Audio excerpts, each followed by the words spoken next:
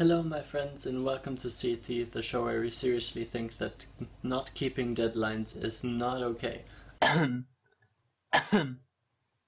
Anyway, in case you couldn't tell from my starting project on this channel, link in the description, you will know that I am a huge Eurovision fan.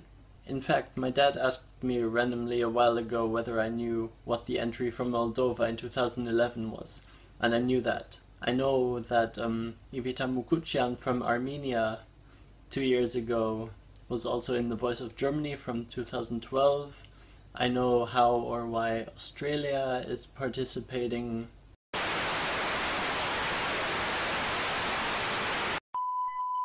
Which is why today I wanted to talk about the scoring system and present to you my solution to it, because nothing is perfect.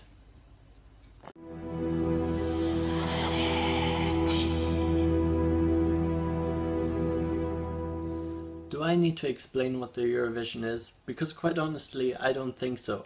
If you clicked on this video, chances are you already know what the Eurovision is and are most likely already a fan. But I'll do a brief description anyway, just so that we're all on the same page. The Eurovision Song Contest is essentially the Olympics for music.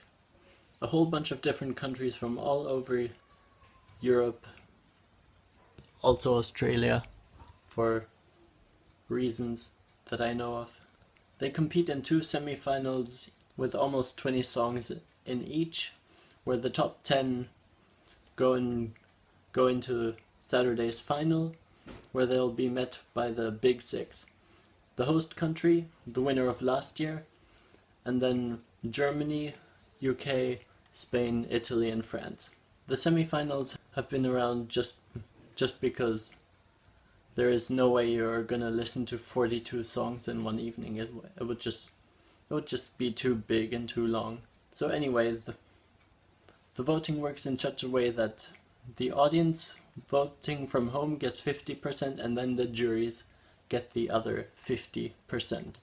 There is a jury in each country consisting of 5 members, so when the scores are given out, you basically have jury votes from one country and then audience votes from that same country and from all the other countries that have entered that year. As individual viewers, we feel every year that there is some unfairness in the end result, which is mostly opinion-based. However, in 2016 we got to see the flaw in the scoring system on full display. I'm talking about the jury part of the scoring. We could actually see the audience disagreeing with the judges, as the scores were for the first time ever presented separately from each other. First they announced the points of the jury, and then the audience votes, but in such a way that it's really suspenseful and it's really gripping, the whole procedure. Actually, it's not even the jury part of the equation that's the problem. It is that the jury gets 50% of the outcome. 2016 was the year where we for the first time got to see the impact of the jury's votes on the final result. They used to be just rumored, but that year we were presented with hard evidence. According to tele-voting, Sergei from Russia should have won. He was the fan favorite from the audience with 361 points, whereas Jamala would have landed on 2nd place with 323 points.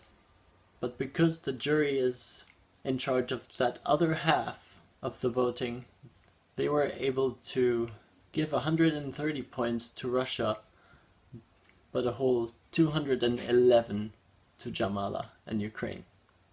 This means that Jamala won, not because the most people voted for her, but because the right people voted for her. The jury. 210 votes, equal to the millions of votes that come in. Following this trail of thought, I don't think the audience was voting politically. It was the juries. Let me show you what I mean mathematically. If the 210 jury members would have voted within that 1 million voters, they would have ended up being 0.02% of the entire votes, given that there were 1 million televotes that went in the first place. Instead, they get the other 50%. This makes one jury member's vote count 0.24%. This would compete with 2,400 other people. So many would have to vote for that country just to outweigh that one jury member's votes. Sticking with 1 million voters, that is. This is not fair. Russia suffered from this last year, but so did Poland in 2014. It would have gotten 5th place had it not been for the jury. But the jury dropped it down all the way to 13th place, which was quite the shocker for me. I thought they were gonna do better than that. But let's backpedal a bit, because as with anything, to understand the now, we have to look at where the now came from. So let's talk a bit about the creation of the jury. So the idea of the jury has been around since the beginning of Eurovision.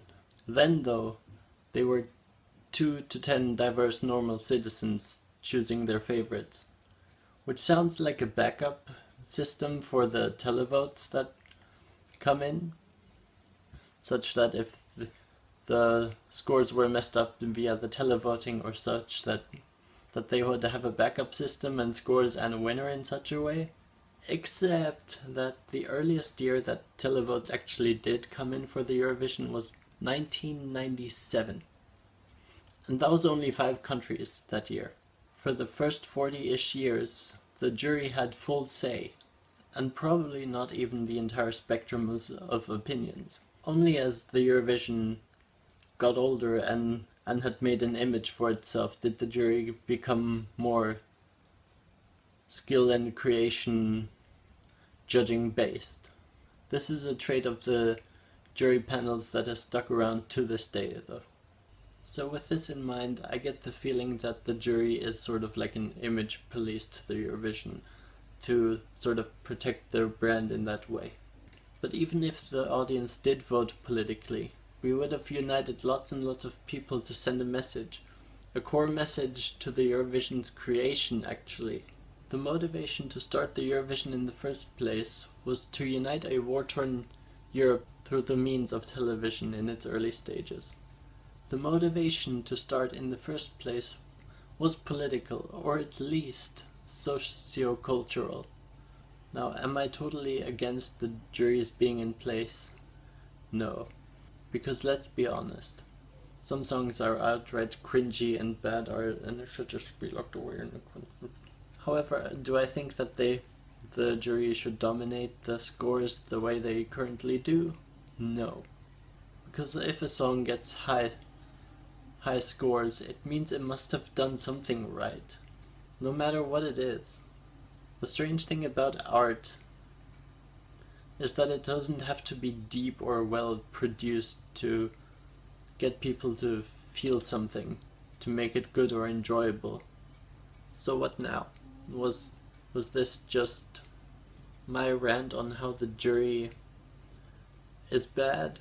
Well, yes but no, because I think I have a solution. My idea is to still keep the jury in with the 50-50 balance in the semi-finals, because that's when you're filtering out the worse songs anyway in that sense. But to not have that major impact on the finals results, I say keep the jury out of the final and let the audience decide. The way the votes are presented can stay the same, because as I said, they killed me with suspense. But this is just my idea, and of course I want to hear from you. Do you think this is an idea worth spreading, or are you happy with the way it is? I'm still a bit conflicted, so please share your opinions in the comment section down below. And remember, if you liked what you just saw, hit that like button. If you're new here and wanna keep up with my content, then hit that subscribe button. That said, thank you for your time, and I will see you in the next video. Bye bye!